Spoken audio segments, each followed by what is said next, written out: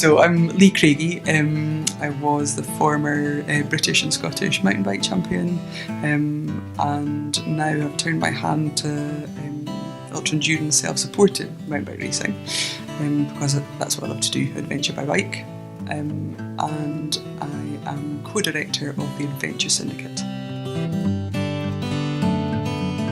I'm Emily Chappell, and I was a cycle courier in London for many years, and then I got itchy feet, so I've cycled across a few different continents, sometimes in quite cold or hot conditions, and more recently I've started doing long distance races, so I was in the Transcontinental a few times, and I am co-director of the Adventure Syndicate.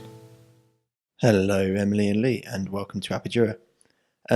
If you could perhaps start just by explaining what exactly the Adventure Syndicate is. So the Adventure Syndicate is a collective of women who do extraordinary things by bike, and then we use those bike adventures to inspire, encourage and enable other people, but especially other women and girls, to really sort of challenge themselves on what they think they might be capable of.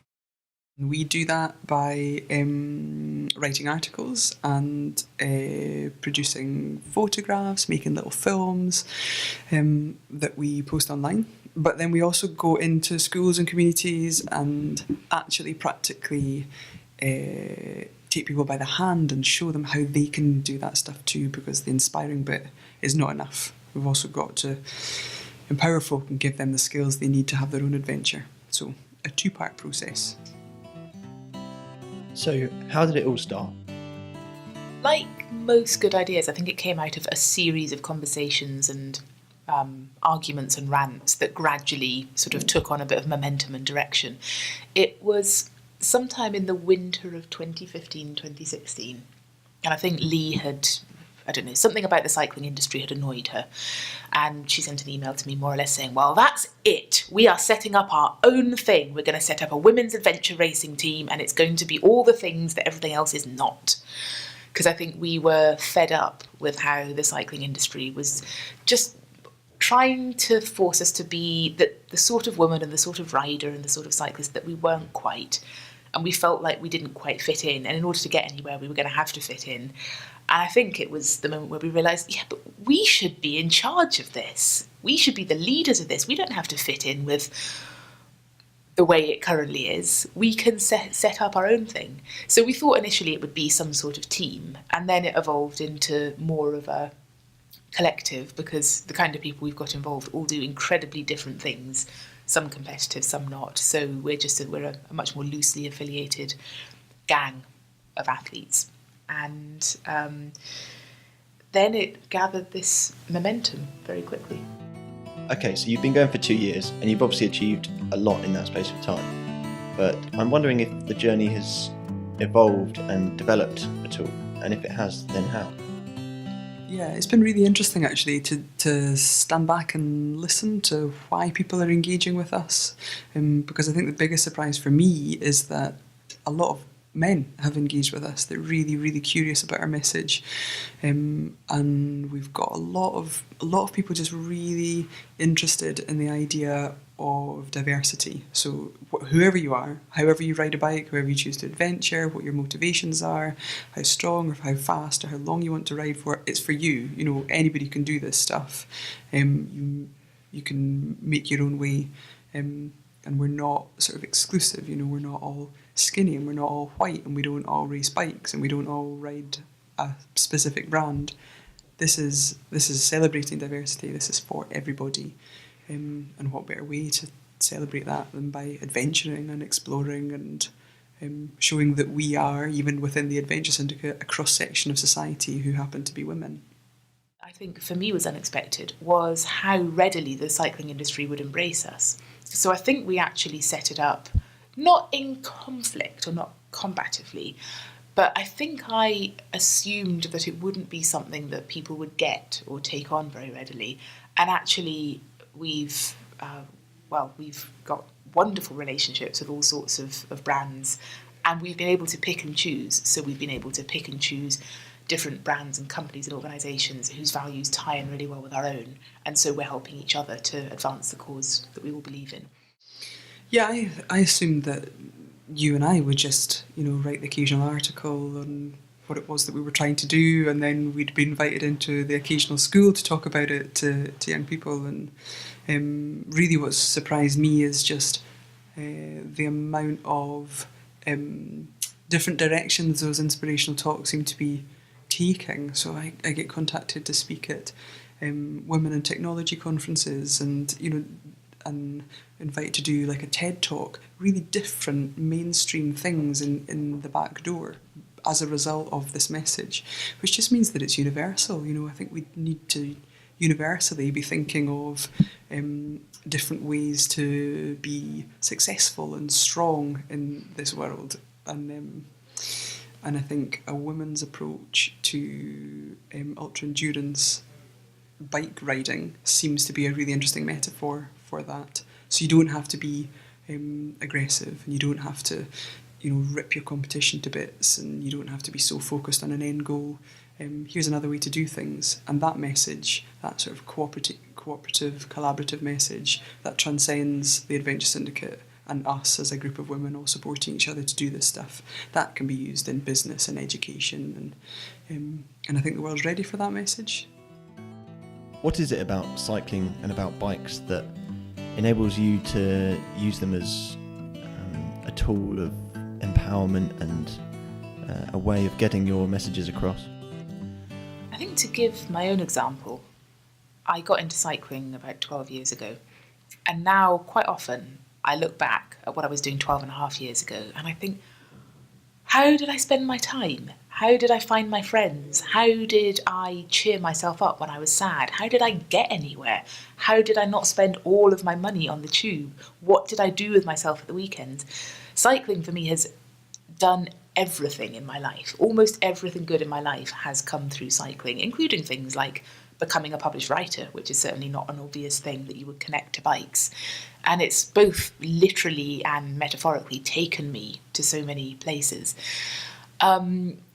And I think one of the less tangible things that, again, I personally have got from cycling is this constantly, slowly growing sense of my own capability.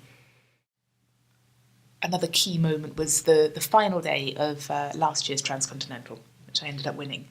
I realised that I had 300k to go, so maybe 24 hours, and suddenly thought, oh my God, I'm going to finish. That's unexpected. And then realised, okay, well, that's 300k is quite a long way to go, but anything now that happens in the next 24 hours is going to be something I'd already dealt with at some point in my cycling career. Some really bad stuff might happen. I might get a puncture, but, some big breakdown could happen, mechanical or physical or mental. I might have some terrible lows. There might be headwinds or heat or hills, all of the things that could go wrong. And then I realised, but I've come through everything else that life has ever thrown at me, so chances are I can do this. And that sudden sense of my own capability, it was I think one of the most significant moments of my life to date. And all of this is a very long-winded way of saying this is one of the things and I think we want to do with the syndicate. I want to try and bottle that feeling and hand it out to other women, because it's not just about helping them to be more awesome on a bike. It's the fact that will give them occasionally, progressively, this sense of, oh my God, I can do this stuff. I could do that. I thought I couldn't. Maybe I could do something else. If I can ride my bike for 100 miles, maybe I could also apply for that job, or any of the things that you might want to do in the world but not feel you were really capable of. So I don't know if Lee has anything different to say on that. I think you've said it very well, all of it. I mean, I think you've probably got the idea by now that cycling is a metaphor, and it's such a great metaphor. And I can't think of any other sport, if it even falls into that category, that also, incorporates sociability to the extent, and active travel to the same extent, environmental consideration. It's just everything, isn't it? Cycling it feeds into so many different strands of a person's personality, or it can, that it's not just about getting that ball in the net, or people that naturally might not play sport might ride a bike for a different reason. And then once you've got that hook, you can start talking about all the stuff that Em's just highlighted there about how it just builds resilience naturally. And how do you engage with your following in order to activate this inspiration? So we do use online communication as a way to hook people in. Initially, anyway, that's the inspiration part. We hope that our films and our photos and what we write is engaging enough to have people think about, oh right, what's this about? What might it mean to ride a bike, and what might that mean for me? But the actual activities that we then deliver range from, so once we've left the talks behind, because that's a big part of what we do, both Em and I go and give a lot of inspirational talks with this photographic content in person, because I think that's really important, and get that discussion going, leave a lot of time for question and answers. One of the most important bits of a talk is actually the hour you spend after the talk with everybody coming up to you to have a chat, and it might be to ask you something or to tell you something or to tell you how they responded to the talk or anything. But I think I'm realising more and more it's the Q&A and audience interaction, and then that unspecified period afterwards where people are actually getting the most engagement. So sorry, carry on. Yeah. So no, exactly that. The question answer session for me has got longer and longer on those talks. And then after that, there's the practical stuff. So there's the running, bikepacking courses, because really when you ask the question, why don't you just get out there and adventure by bike? A lot of people say, well, I don't really know what to wear. And it's so simple, but it actually is. That is a really key barrier. And as soon as you remove those, or somebody realises, oh, actually it's not rocket science, and I can just strap a bag to my bike and off I go, then that opens up a world of possibilities. So it's just removing all of those little niggly fears and anxieties, and that's best done again sort of face to face. So delivering training, actually practically letting people feel equipment and get an understanding of how it is that we do what we do, and making no question a stupid question. So a lot of women want to ask, well, how do you look after yourself hygienically? And I would never consider, until you give someone the space to ask you those questions, then you don't consider that as a real barrier for a lot of people doing this stuff. And you give them that space and you create that kind of that rapport, and they'll ask you that. And that could be the one thing that needs to be removed before they'll go and they'll have their adventure. So all female stuff sometimes for that reason. Done training courses, camps. We organise rides. So informal rides where folk can just turn up and create their own communities, because it's never about us. It's not about us. Sometimes it's about us. I think what people don't realise is that with those things, we're just the bossy friend who gets everyone in the same place at the same time and sorts out who's paying the bill. And they all do it themselves. And that's, again, one of the things I love to watch with our activities, like the training camp and the riding weekend we did back in May, I think. How the group formed and bonded, and how they all supported each other, and how people had stuff going on that they didn't necessarily share with us, but they shared with each other. And people realised, I'm not the stupidest and slowest, and that person's struggling, and I can help them. I thought I'd be dragging along behind. And it's so much more than just knowledge and wisdom being imparted. Everybody kind of stews in together. So I'm assuming you're going to have more training camps and riding weekends, but what other plans do you have for 2018? So we're going to continue doing what we're doing, but we've got a bit more structure around it now. So we're going to continue to have our own adventures and keep producing all that content that hooks people in. But next year we have some funding to make a long-term, year-long relationship with 8 schools. And with those 8 schools, we're going to deliver 8 visits that work with a group of young people to get their heads around what it means to adventure by bike. And then they're going to follow us online as we go off on our own adventure, and they're going to match our mileage. And then we're going to return from our trip and we're going to take them on an expedition. So we're going to take them to sleep on the top of a hill. And that year-long process is going to hopefully not just be this sort of one flash in the pan, look, this is what you could have. We're going to actually give them the skills and the equipment to have that as a resource in their life forever. We're running another training camp out in Spain, which will be gearing towards women who want to cycle further and cycle long distances, whether competitively or otherwise. And we're hoping to set up a lot more rides over the course of the year. So this year we did a day in June, I think, where we called it the TAS 100, and we encouraged women all over the country to get together in groups and ride 100 miles or 100 kilometres off-road. A lot of them did it for the first time. And then the following day we got all the reports back in, and they were all posting on social media about what a good time they'd had. And it was just such a success that we'll do that again as well. So Emily, you competed in the Transcontinental this year, and Lee, you were racing at the Tour Divide over in America. I'm just wondering whether your involvement in ultra distance racing is going to be something that will continue as well. There is an enormous appetite for women's ultra endurance cycling, which I fondly believed was a bit of a niche thing.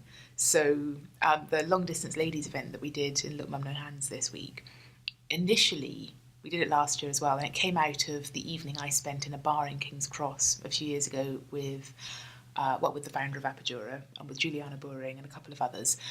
And I was this kind of cycle courier. I'd cycled across Asia, but quite slowly with lots of bags. And I secretly wanted to do something like the Transcontinental. I hadn't even admitted it to myself yet. And during the course of this evening in a bar, they all brought it out of me and talked me into it. And by the end of the evening, I had admitted to myself and to everyone else out loud that I was going to enter the Transcontinental. And of course, the rest is history. So last year, I decided I wanted to recreate this experience for some other women. So I invited a few other long-distance cyclists along, so people like Sue Pillinger, Laura Scott, Jane Wadsworth, a few others, and put the word out. And I thought we might get maybe 5 or 6 people coming, or up to 10, and we'd maybe just book a table in a pub and have a chat. 100 people turned up. So, we booked out a venue, and it was an amazing event. And we did four last year. We did one in Bristol, one in Manchester, another one in Glasgow.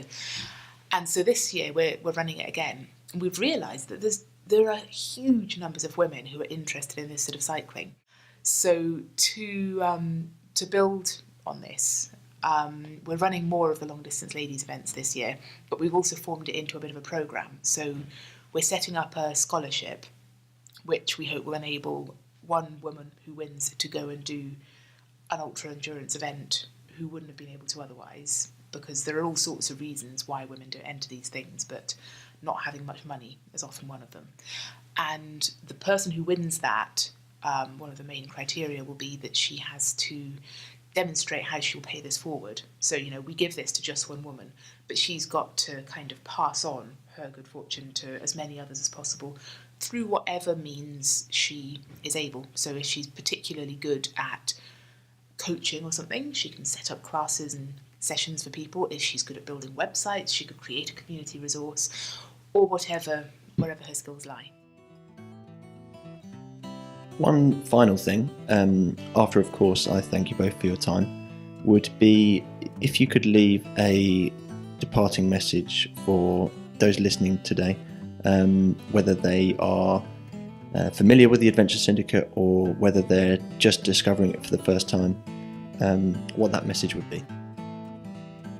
Our usual sort of tagline is, you're capable of more than you think. And you'd think that we've been going for 2 years now, we'd be quite fed up of saying that. But every time I say it, it has new resonance for me. I still discover that all the time, and I see other people discovering it. So that's one of our take-home messages. And another one for me, which I've realised more recently, and I'm now telling everybody who gets involved in our events, is remember that you yourself will be inspiring and influential to people around you. No matter how small or non-competitive or seemingly insignificant the thing is that you're doing, if it's just that you went for a bike ride at the weekend, it might be that some people in your office or someone who overhears you on your phone on the bus will cotton on to this and start to think, maybe I could do that. Or if she could do that, maybe I could do the thing I actually want to do. Or, you might do some great big expedition and people will be actively inspired. But I think most of the women who come on our events, they think of themselves as, I'll be the slow one and I'm no good and, I'm learning. They don't realise that actually they are already inspiring people, possibly even if they are the slow one, because people see them at the back and think, well, she's doing bloody well. I guess my takeaway message would be just start it. I speak to so many people that say, oh yeah, but I can't do that because of this and there's that and I'll never be able to manage that big, I've got this big goal and so all the stars need to align before I do. And I'm just like, stop, just start it. It doesn't need to be that big thing, just take a step towards it and it's already started, and that's when momentum gains. So it might, it might be right back at the start.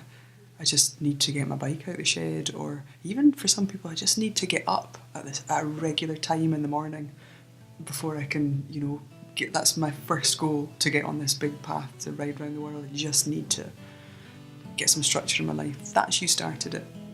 So don't be put off by the big goal and looking around you thinking, I'll never achieve that big goal.